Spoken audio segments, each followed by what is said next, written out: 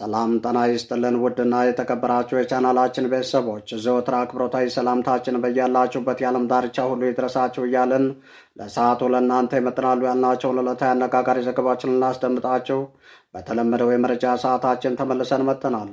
ዛሬም እንደ ወትሮ ዝግጅታችንን ላይክ፣ ሸር፣ ሰብስክራይብ እና ኮሜንት በማድረግ የከበረ ድጋፋችሁን ታሳዩን ዘንድ በአክብሮት እንጠይቃለን።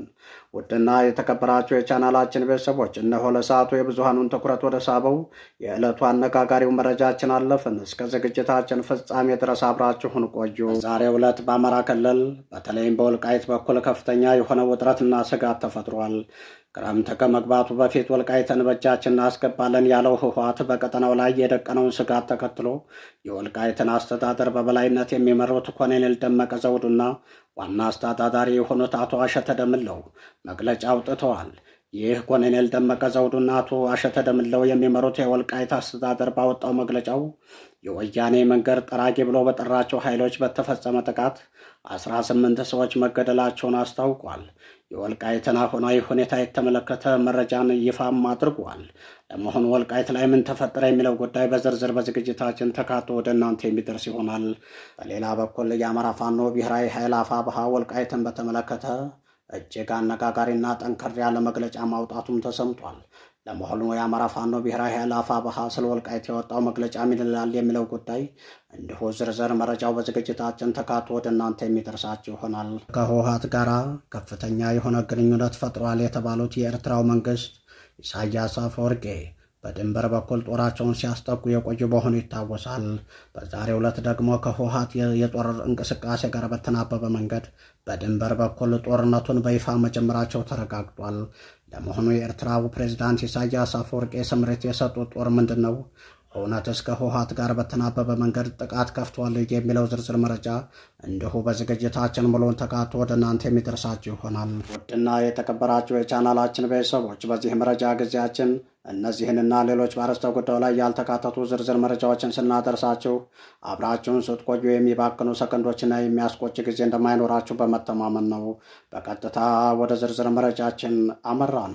በዛሬው ዕለት በአማራ ምድር የኢትዮጵያ ፖለቲካ የዘመናት የስበት ማዕከል ከሆነችው ወልቃይት ጠገዴ መላ ኢትዮጵያንን ዳር እስከ ዳር እያነጋገረ ያለው ታሪካዊ ክስተት ተሰምቷል። በክረምት ወደ ወልቃይት በኃይል እገባለሁ እያለ የሚገኘው ህወሓት የብልጽግናን መዋቅር ከወልቃይት አጸዳለሁ የሚለው ፋኖና ተከዜን እናስከብራለን የሚሉት እነ ኮሎኔል ደመቀ ዘውዱ ተከዜ ዘብ ከፍተኛ ፍጥጫ ውስጥ ገብተዋል። በተለይም የክረምት ወራት መቃረቡን ተከትሎ ለወራት ሲብላላ የከረሙት ትኩሳቶች ሊገነፍል ከጫፍ ደርሷል። የሰሞነኛው ጥቃትም ለዚህ በማሳያነት የሚጠቀስ ነው። ኮሎኔል ደመቀና አሸተ ደምለው የሚመሩት የወልቃይት አስተዳደር ዛሬ ባወጣው መግለጫ የወያኔ መንገድ ጠራጊ ሲል የጠራቸው ኃይሎች በወልቃይት የተከዜ ዘብና አርሶ አደሮች ላይ ጥቃት መፈጸሙን አረጋግጠው ጥቃቱ የተፈጸመው በጠገዴ ወረዳ ጎቤ ቀበሌ ሲሆን በዚህም 18 ሰዎች መገደላቸውን አረጋግጧል። ከሰሞኑ ለፋኖ ቅርበት ያላቸው ማህበራዊ ሚዲያዎች የፋኖ ታጣቂዎች ወደ ወልቃይት ሰርገው በመግባት ጥቃት መፈጸማቸውን ሲገልጹ ነበር። ከወራት በፊት አንድ የፋኖ አመራር አሁን ወልቃይት ላይ ያለው መዋቅር የብልጽግና ስለሆነ እናፈራርሰዋለን፣ ጥቃትም እንከፍታለን ሲል ተናግሮ ነበር። ይሁንና የአሁኑ ጥቃት በፋኖ ይፈጸም አይፈጸም ባይረጋገጥም በህወሓት ታጣቂዎች እንዳልተፈጸመ ግን ከመግለጫው መረዳት ተችሏል።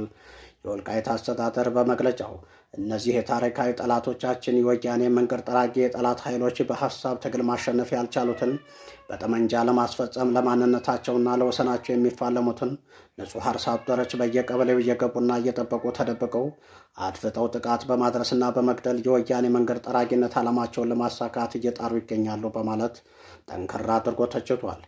የፋኖ ኃይሎች ከህወሓት ጋር እየሰሩ ነው የሚለው መረጃ በሚሰራጭበት አንድ ሰሞን በወልቃይት ያሉ አመራሮች የፋኖን የወያኔ መንገድ ጠራጊ በሚል ስያሜ ሲጠሩ ተመልክተን ነበር። በዚህ መግለጫውም የጥቃቱ አድራሾችን የወያኔ መንገድ ጠራጊ በሚል ነው የጠራቸው።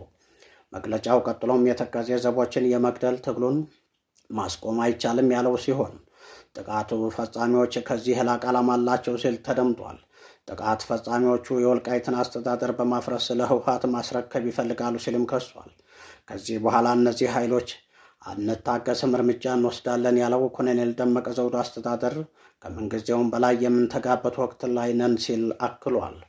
ኮሎኔል ደመቀ ዘውዱና አሸተ ደምለው የሚመሩት የወልቃይት አስተዳደር በመግለጫው አክሎም ወራሪው የትግራይ አሸባሪ መንጋ ኃይል በውስጣችን ካሰማራቸው የወያኔ ተላላኪ ሰርጎ ገብ መንገድ ጠራጊ ኃይሎች ጋር በመናበብ ወልቃይት ጠገዴንና አካባቢውን ከ16 ዓመት ታዳጊ ጀምሮ እስከ 70 ዓመት ያለ ማንኛውንም ትግራይ የወልቃይት ጠገዴ አማራ ሕዝብን እንዲወር የክተት አዋጅን አውጇል።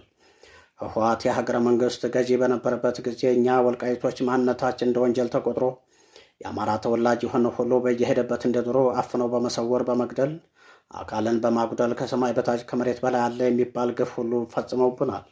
በሺህ የሚቆጠሩ ታሪክ አዋቂዎችን ስለ ህዝብ መብት ተከራካሪ የሆኑትን የሃይማኖት አባቶች የት እንደደረሱ ሳይታወቅ ደብዛቸው ጠፍቶ ቀርቷል።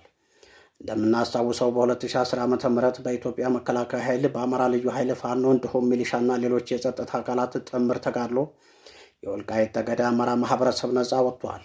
ይህ የትናንቱን አኩሪ ገድላችን መሆኑ ይታወቅ። ነገር ግን ከትላንት ስህተቱ የማይማረው ወራሪውና ተስፋፊው የትግራይ ኃይል ለአንድና ለመጨረሻ ጊዜ ወልቃይትን ህልውናህን ሊያጠፋህ ቆርጦ ተነስቷል።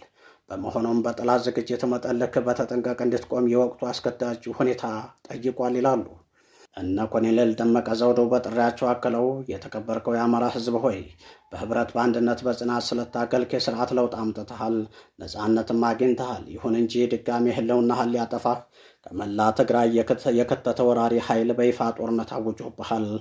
የተከበርከው የኢትዮጵያ ህዝብ ሆይ የወልቃይት ጠገዴ ህዝብ የትግራይ ተስፋፊ ኃይል ባወጀው ጦርነት ምክንያት ከፍተኛ ስጋት ውስጥ ገብቷል።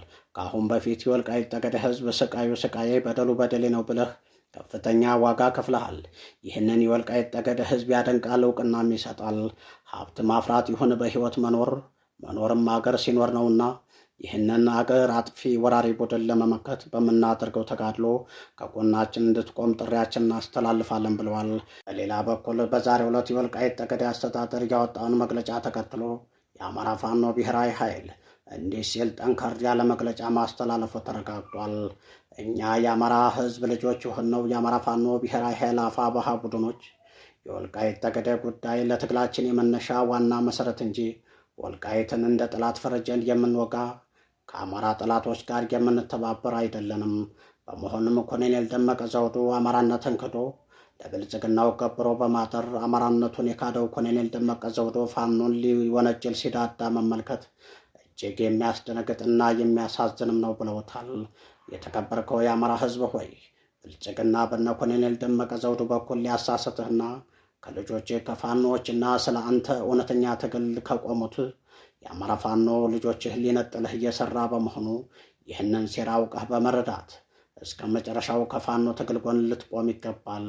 እኛ አማራ ፋኖ ብሔራዊ ኃይል አባላት በሙሉ የወልቃይት ጉዳይ የትግላችን መነሻ እንጂ አሳልፈን ለጠላት የምንሸጠው ወይንም በወልቃይት ጉዳይ የምንደራደርበት እንዳልሆነ በጥልቀት ልትረዳ ይገባል ሲሉ እነ ኮሎኔል ደመቀ ዘውዱ ጋር በከፍተኛ ውጥረት ውስጥ የገቡ መሆናቸውን ያረጋገጠውን ይህንን ጠንከር ያለ ትችትን ያዘለ መግለጫ አውጥተዋል። የአማራ ፋኖ ብሔራዊ ኃይል በመግለጫውም አክሎ አሁን ባለንበት ቁመና አይደለም ወልቃይትን ነፃ ማውጣት መላ ኢትዮጵያን ነፃ ለማውጣት የተደራጀና ቁመናው በምስራቅ አፍሪካ ጭምር ግንባር ቀደም መሆን የቻለ ሰራዊት አደራጅተን እየተዋደቅን የምንገኝበት ጊዜ ላይ ነው ያለነው።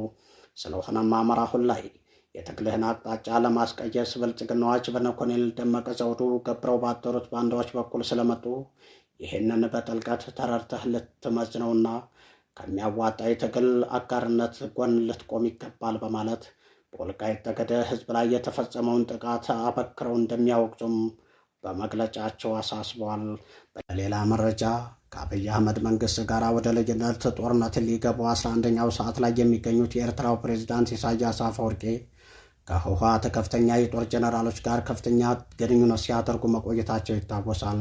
የብልጽግናው አገዛዝም ህወሓት ከኤርትራ ሰራዊት ጋር እየተገናኘ ኢትዮጵያን ለማፍረስና ዳግም ጦርነት ለመክፈት እየሰራ መሆኑን ደርሼበታለሁ በማለት ሲናገር መቆየቱ የሚታወስ ነው።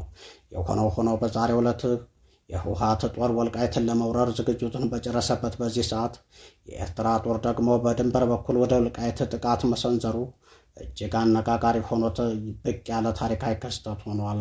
ውድና የተከበራችሁ የቻናላችን ቤተሰቦች ለሰዓቱ ዝግጅታችን በዚሁ ቋጭን። መልካም ጊዜን ተመኘን።